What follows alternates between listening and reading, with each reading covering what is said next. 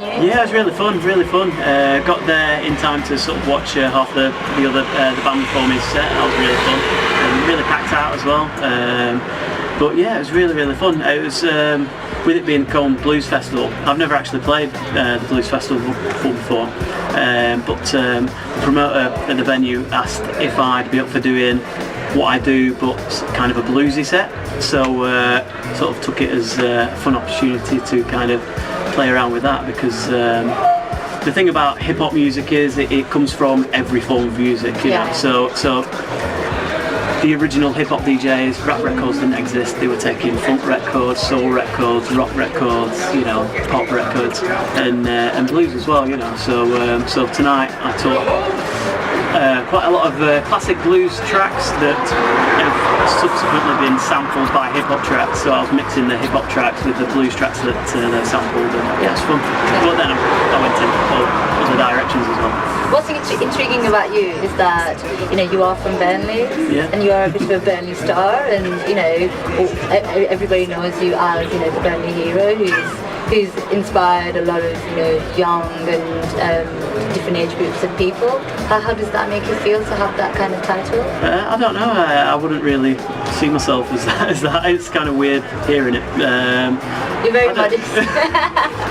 I don't know. You know, I've just always been into what I'm into. You know, trying to kind of stick to my own guns and sort of do work I'm proud of. You know, really, and if, you know, any sort of byproducts of that is amazing. You know. But how did you actually start off? Because, you know, we're talking about, what, 1992? When I started DJing, but the roots of it were basically my childhood. Like, I've pretty much not changed for about 30 years. Sort of, yeah, when I was a kid at school in Burnley. In Habigan?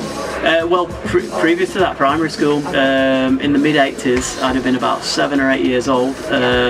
Basically started noticing graffiti around Burnley Wood and sort of Lindis Road area, and people started breakdancing at school, at school disco and stuff.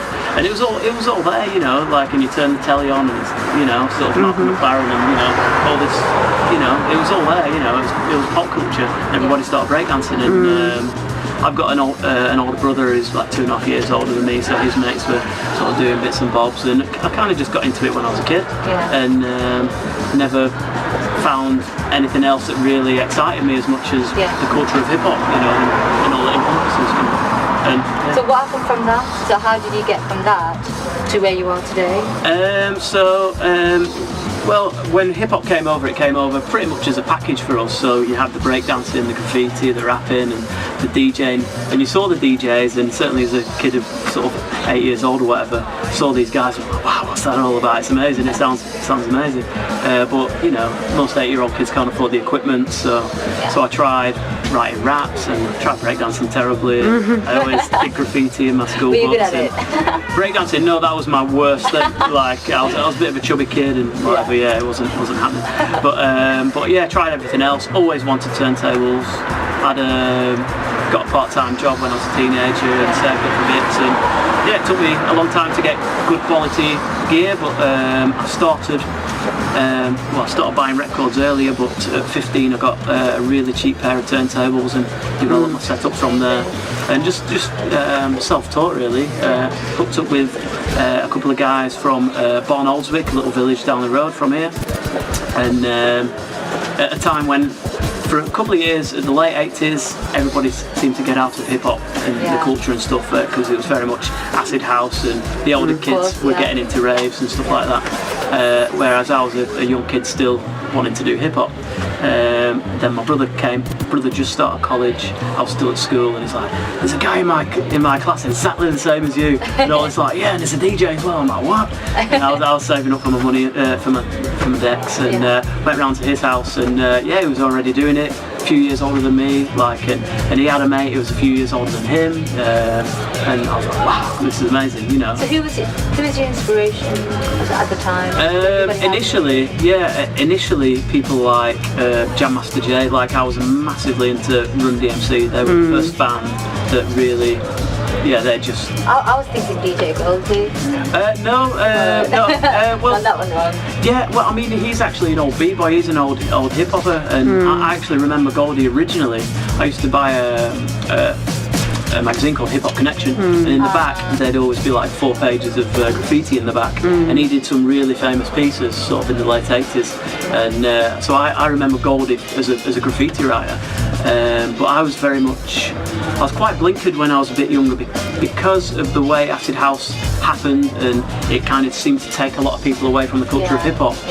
As a young kid, I was quite aggravated by that kind of stuff. I wasn't really into dancey stuff, and I was very much, hip hop, that's not, and I was very much into lyricism as well, so I was quite a political kid. So at the age of sort of 9 and 10, I was listening to Public Enemy and people like that who were talking about, Malcolm X and sort of all these political figures.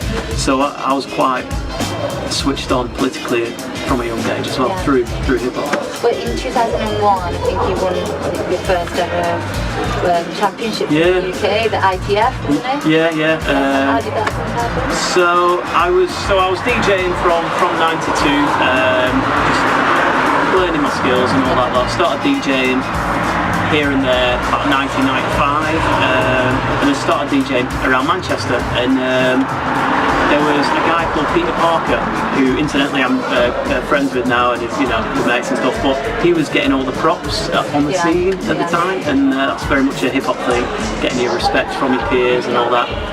We were doing a jam night in Manchester called Pork Scratching, where we were working with musicians, so we had a stand-up bass, a drummer, a friend of mine on a sampler, and I was on the turntables, and sometimes the 2 other guys in my crew were on the turntables. Freestyle, like improv, jazz type of thing. But I wasn't really seemed to be getting any recognition from that. But the guys doing the competitions were, so that's why I decided to start entering the competitions.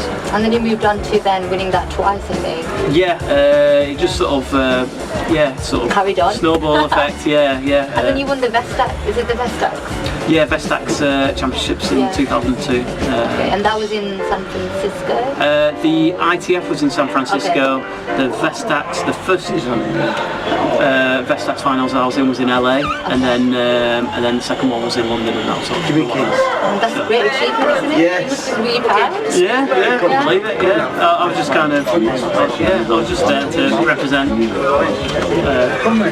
got fun. It's got fun. I'm not going on about you. No, I'm not going on. I was just there to do my thing, really, and just represent what I was into. Brilliant. So, you are from Burnley, and we feel like you are We're going to Compos. I've sorted you all out in the fucking